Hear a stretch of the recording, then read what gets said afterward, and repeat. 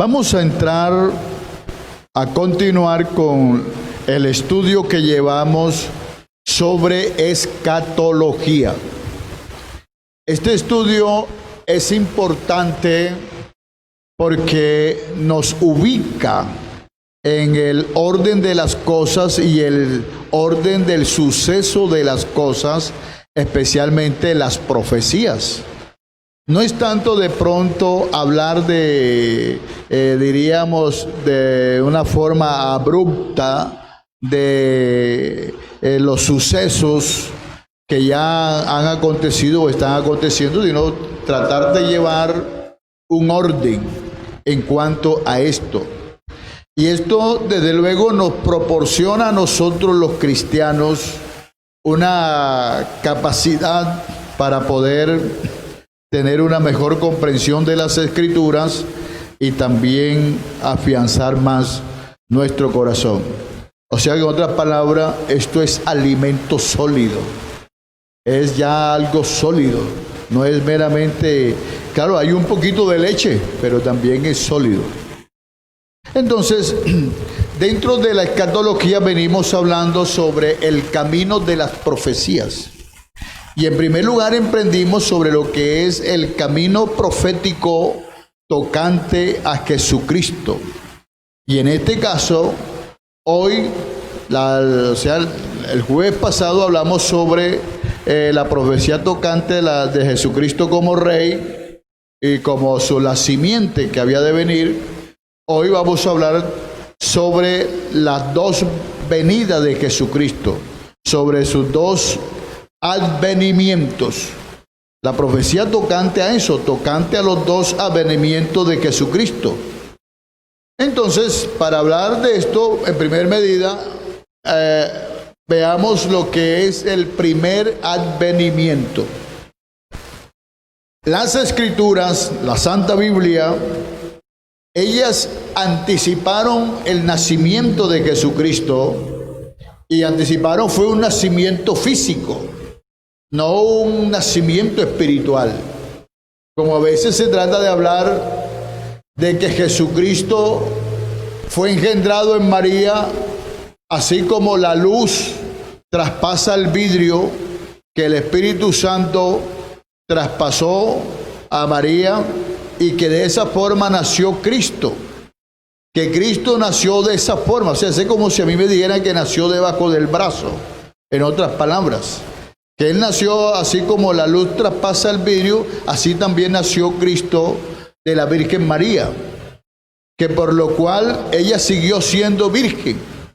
Pero es que las Escrituras no dicen eso. Inclusive la Biblia dice, bienaventurado el varón que abriere matriz. Y el único varón que abre matriz al nacer, según la historia, es Cristo. Porque ahí fuera, ningún ser al nacer ha encontrado, diríamos, esta parte sin abrir. Entonces, el único que nace de una virgen, porque así lo establece la palabra de Dios en las profecías. Y esa era una profecía grande. O sea que, en primer lugar, se está hablando de su primera venida, se habla de el nacimiento, que tendría un nacimiento milagroso, un nacimiento prodigioso, un nacimiento único en la vida. Que de luego así sería también su engendro, la forma como sería engendrado. Así lo señala la Biblia. Ejemplo, uno de esos profetas es el profeta Isaías. Isaías predijo que una virgen concebería y daría a luz un hijo, quien sería Emmanuel. Emmanuel es una palabra que quiere decir Dios con nosotros es, o Dios está con nosotros. Eso lo dijo Isaías en su capítulo 7, el verso 14, unos casi más de 700 años antes que esto se aconteciera. Él lo dijo, imagínate, 700 y pico de años antes. Y eso quedó en esa forma, pero esa sería la señal de que una virgen iba a concebir y iba a dar a luz a un hijo. Eso era algo grande, era una señal grande. También el profeta Isaías dijo que ese niño que nacería sería el mismo Dios fuerte. Y también dice que sobre sus hombros descansaría el principado. Eso está en Isaías capítulo 9, verso 6, el verso 7. El profeta Miqueas también va a una forma más, diríamos, más detallada, que es importante notarle, prestarle atención a eso. El profeta Miqueas inclusive dice el lugar donde nacería ese niño que nacería de una virgen. El profeta Miqueas dice que nacería en Belén. Ahora, hay que tener en cuenta que habían dos Belén. Entonces la Biblia no se equivoca.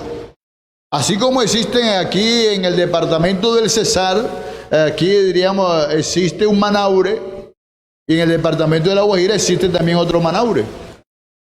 Entonces hay dos Manaure, se puede decir. Entonces tenemos allí que esto, si yo digo, bueno, en Manaure aconteció tal cosa, o va a acontecer tal cosa, habría que especificar qué Manaure, si era Manaure Cesar o Manaure Guajira. Entonces, lo mismo pasa en este caso. Miqueas, el profeta Miqueas, en el capítulo 5, verso 2, habla de que sus salidas serían desde la eternidad hasta la eternidad y que nacería, dice, Belén Efrata. O sea, el nombre Belén quiere decir pan de Dios. En otra palabra, pan que viene de Dios. Y Belén era una ciudad, estaba Belén Efrata, que era la Belén de Judá.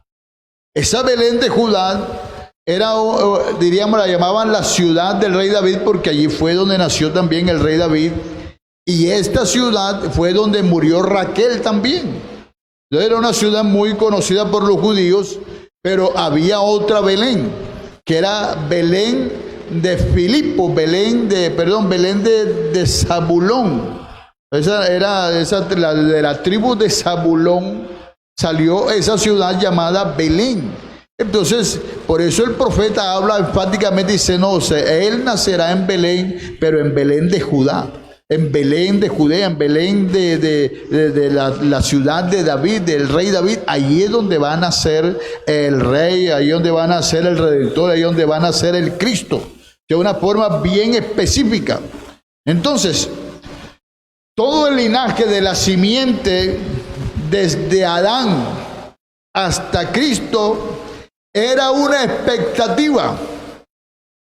Había como esa expectativa viendo esa simiente, y se buscaba la simiente, y ese es donde estriba el problema, porque los judíos, ellos sí esperaban el Cristo, porque la palabra Cristo no viene de la cruz. La palabra Cristo quiere decir ungido, el enviado. Entonces ellos esperaban a Cristo, o sea, el enviado lo esperaban, pero como las profecías hablaban de la descendencia de David, de esa estirpe, entonces ellos lo esperaban que nacería como un gran héroe, que sería un Sansón o un Jefté, o alguno como uno de esos hombres que vendría cabalgando un caballo, blandiendo una espada para libertarlos vamos a decir, de la opresión que tenían a causa del imperio romano que lo estaba en ellos. Entonces ellos lo esperaban de esa manera. Pero es aquí que él se les presentó, fue cabalgando en un pollino, montado en un pollino, humilde. Y ellos no se daban cuenta que las profecías le decían: decid a Jerusalén, a esos que tienen el corazón triste, a esos que están atribulados, decirle que su rey viene a ellos, pero viene manso, viene sencillo, cabalgando un pollino, hijo de asna. Por eso aquel día que dice la Biblia, que lo señala de forma literal, cuando Cristo iba entrando a Jerusalén y que un arrebato del Espíritu Santo, aquellos hombres y los profetas comenzaron a coger ramas. Cogieron ramas de los caminos y las tendían sobre los caminos, sobre el camino. Y los niños entonaban ese cántico allí: Hosanna, Hosanna, bendito el que viene en el nombre del Señor. Esa fue una declaración grande de quién era Él, cabalgando ese pollino. Y eso fue tan grande que por eso se cumple allí: de la boca de los niños y de los que maman fundaste la alabanza y la fortaleza a causa de tus enemigos, para hacer callar al enemigo y al vengativo. Y los niños decían: Hosanna, Hosanna. Y los fariseos, los escribas celosos, ellos sabían bien, pero como Él no fue reconocido, porque ellos lo esperaban dentro de la cuna real, pero Él nació fue en las virutas de una carpintería, entonces no lo reconocían como tal. Entonces es donde allí ellos le dicen: ¿no te da miedo? ¿Tú sabes lo que estás haciendo? Te están proclamando como rey sobre Israel. ¿Sabes lo que significa eso? Se puede venir contra nosotros el imperio romano. Podemos tener problemas con las autoridades. Te están proclamando como rey.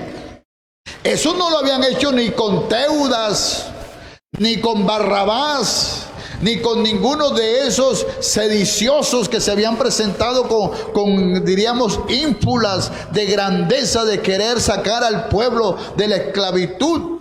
Pero en este momento era el Espíritu Santo el que estaba confirmando la palabra, la profecía. Y ellos le dicen: ¿por qué mejor no le dice a esos niños que se callen? Y el Señor le dice: es que este momento es tan grande y tan glorioso que si ellos se callan, las piedras van a brincar y a gritar también, diciendo: Hosanna, Hosanna, bendito el que viene en el nombre del Señor. Porque se estaba cumpliendo esa maravillosa profecía.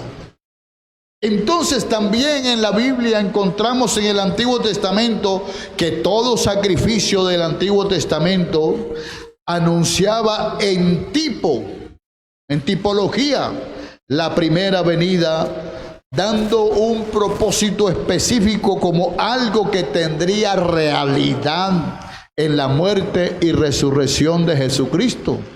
O sea que todo lo que se hacía en el Antiguo Testamento, en los ritos que cumplían los judíos, era un anuncio que daba a entender, era como un símbolo que daba a entender que Cristo vendría para morir en la cruz.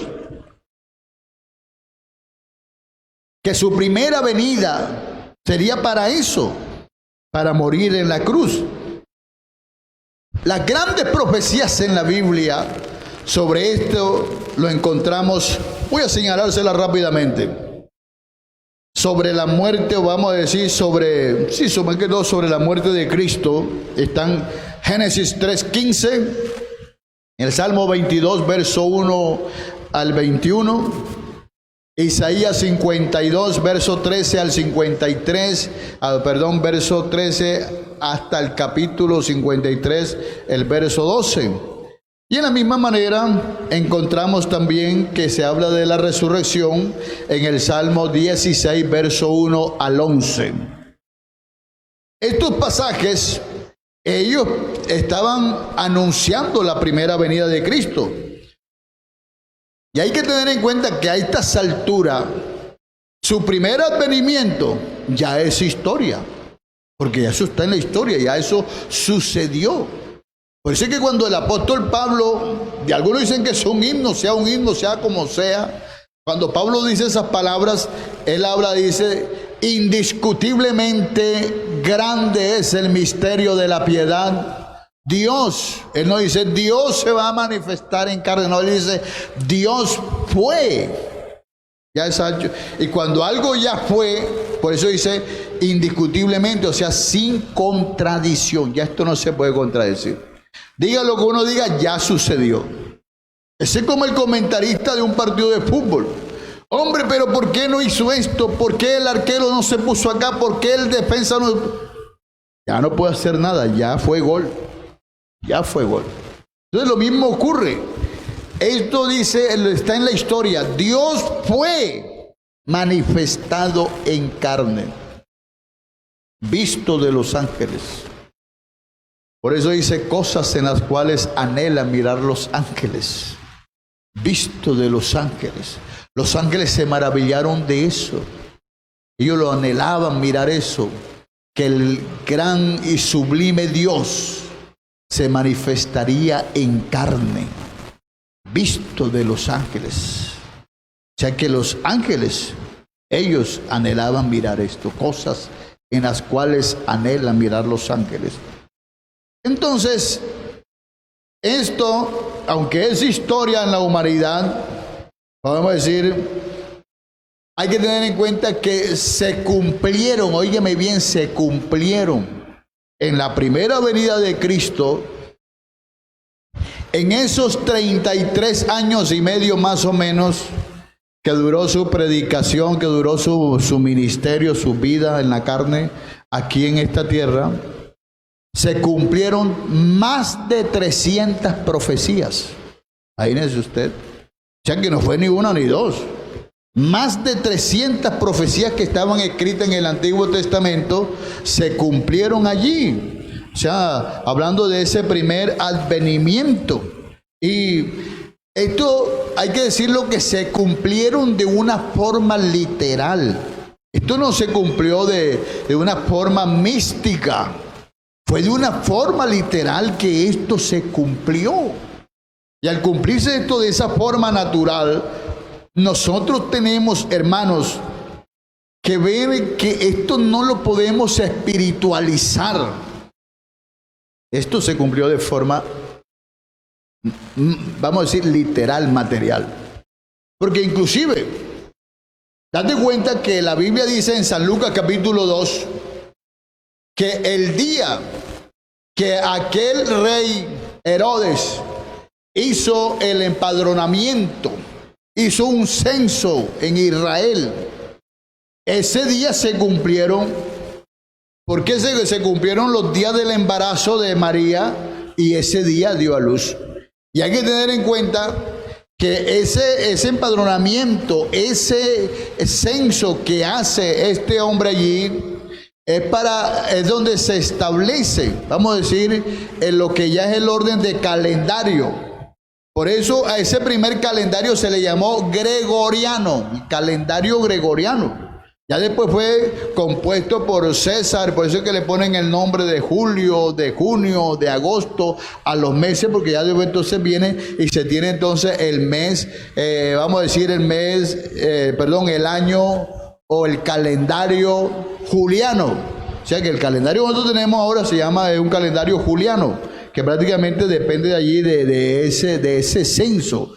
Pero en esos días de Herodes, eso lo relata hasta la misma historia. Están los registros históricos de la venida de Jesucristo, de su primera venida.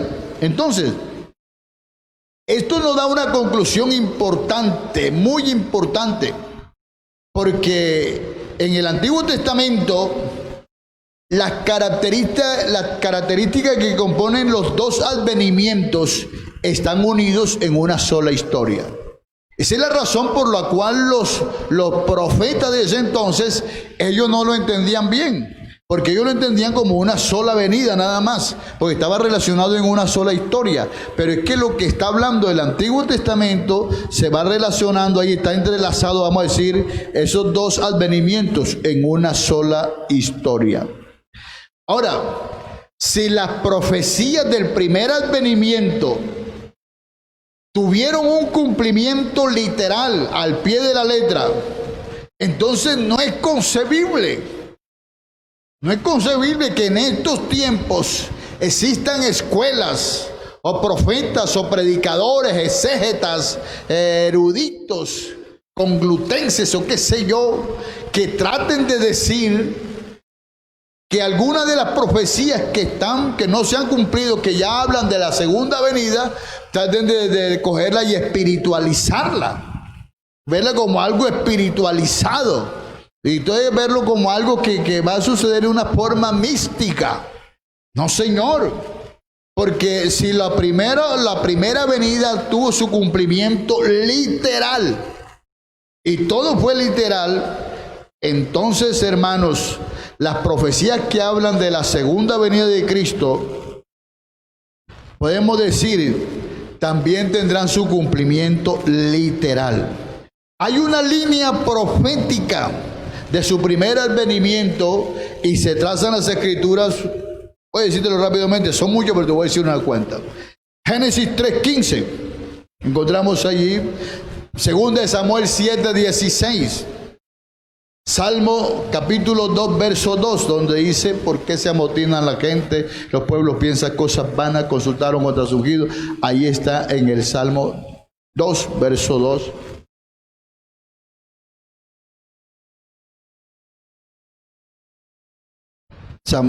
Tenemos también Isaías capítulo 7, versos 13 y 14. Daniel capítulo 9, versos 25 y 26. Oseas capítulo 2, verso 23. Miqueas capítulo 5, verso 2. Ageo capítulo 2, verso 7. Zacarías capítulo 9, verso 9. Malaquías capítulo 3, verso 1 y 2. Mateo capítulo 1, verso 1 al 23. Y Hechos de los Apóstoles capítulo 1, verso 9 en adelante. Entonces se puede decir que cuando una persona, yo puedo decirlo, cuando una persona se aparta del Evangelio, es porque a él le suceden dos cosas. Podemos decir, dos terribles cosas le suceden. Son muchas, pero principalmente le suceden dos cosas terribles. Todo eso sucede cuando una persona se aparta. Dos cosas terribles, principales. ¿Cuáles son? Primero, él no sabe ni siquiera quién es Jesucristo. No lo sabe. Yo conocí un hermano que él tenía problemas, porque a veces no sé por qué se presentan problemas. Tenía problemas. Y entonces, un día, a él, porque antes las disciplinas eran fuertes, ahora no se puede poner la gente en disciplina, pero antes eran fuertes. Antes la disciplina a veces consistía hasta en el hecho de que los creyentes se excomulgaban o se alejaban de la iglesia por un tiempo. Y él decía: me pueden echar por la puerta y me meto por el patio. De aquí no me saca nadie. Cuando una persona tiene una convicción de quién es Jesucristo, a él le pueden decir lo que sea. Pero se cumple lo que en él, lo que dice la Biblia en el Salmo 25. Creo que el Salmo 25 o 125. Bueno, dice: los que confían en Jehová son como los montes de Sión que están alrededor, que no se mueven, sino que permanecen para siempre. Yo pude leer en un libro en la historia, pude leer que todavía hay ciertos olivos mileniales, tienen miles de años, olivos que existieron. Yo no sé si todavía existirán, solo leí yo en el año 70, de que esos olivos parecían unas piedras, según se veían, que databan de esos tiempos, de los tiempos de Jesús. Y dice: los que confían en el Señor son como los montes de Sión que no se mueven. Porque el cristiano debe saber que nosotros en este devenir de la vida, nosotros tendremos dificultades. Además, el Señor lo dice: en el mundo tendréis aflicciones. Él lo dice claramente. Dice: pero confiad, hombre, confiad, yo he vencido al mundo. Entonces, si yo confío en el Señor, pues estoy confiando en un vencedor, no en un vencido, sino en un vencedor. y Él resucitó de entre los muertos. Entonces, cuando una persona se aparta del Evangelio, téngalo por seguro, él no sabe quién es Jesucristo. Porque el que sabe quién es Jesucristo, te lo pongo así de sencillo, te lo voy a decir de esta forma. Si un niño, ya él le conoce el valor a algo, supongamos que él tenga un juguete que es costoso, vamos a hacer un juguete robótico, cuestión, y él sabe que es costoso. Entonces tú le llegas con un caballito, esos caballitos que hacía uno antes de un palo, que era un palito y uno se montaba y le ponía una pitica y tú llegas, niño, te cambio este caballo, te lo cambio por ese robot. ¿Qué te dirá él? ¿Qué dijiste? Coronel. Seguro que no te lo va a aceptar, porque él sabe, o a lo menos el aprecio que le tiene. Entonces, cuando un cristiano cambia a Cristo en cualquier circunstancia, en cualquier momento, o por cualquier cosa, es porque él no sabe quién es Cristo. Eso es lo primero. Lo segundo que le acontece a esa persona es que él no tiene esperanza. No la tiene. Porque la Biblia dice, el que tiene esta esperanza. ¿Cuál esperanza? Hombre, que si las profecías de su primera venida se cumplieron, y no fueron 2 ni 3, sino más de 300 profecías se cumplieron. Hombre, las otras también se van a cumplir. Yo tengo esa seguridad de que se van a cumplir las otras. Téngalo por seguro. Pero es que la gente siempre espera a lo último. Es como pasó en una ciudad, en un pueblo, pues, todo el mundo pobre, llevados. Y llegó un hombre para probar la fe de la gente y les dijo, el que vaya a mi oficina hoy a las 5 en punto de la tarde, les voy a dar $1,000,000. O como él quiera, le pago todas sus deudas y le doy todo lo que necesita. Bueno, y todo el mundo, será verdad. $1,000,000. No puede ser. Y todo el mundo, y con necesidades. Pero nadie se atrevía a ir. Hubo uno que dijo, ¿qué más da? Yo voy. A las 5 llegó, pero el tipo sigue. Mire. Y lo demás. Se le cayó la obra. Todo el mundo corrieron enseguida. Eso parecía un día sin IVA. El tumulto de gente en la puerta. Ya venimos. Y le dijo él, no señor, era a las 5. Ustedes han llegado a las 5 y 2 minutos. Otro a las 5 y 5. Era a las 5. Se acabó. Así hace el Señor. Él tiene sus cosas bien, vamos a decir, prefijadas. No es cuando yo quiera y cuando el otro quiera, es conforme Él las ha establecido. Entonces, si el cristiano tiene esperanza, dice la Biblia, el que tiene esta esperanza se purifica así como Él es puro. Vendrán problemas, pero Él se purifica. Está esperando. Abraham luchó esperanza contra esperanza. Entonces, hermanos, ese cristiano que tiene esperanza, porque yo quiero que a través de esta enseñanza que tú has oído en esta noche, es que usted, vamos a decir, su fe se aumente, su fe en Cristo se aumente cada día más. Y aunque tengas grandes pruebas, tú sigas aferrado a la esperanza. ¿Cuál esperanza? de que si en la primera venida de Cristo se cumplieron más de 300 profecías, entonces las otras también se cumplirán. Bendito es el nombre del Señor.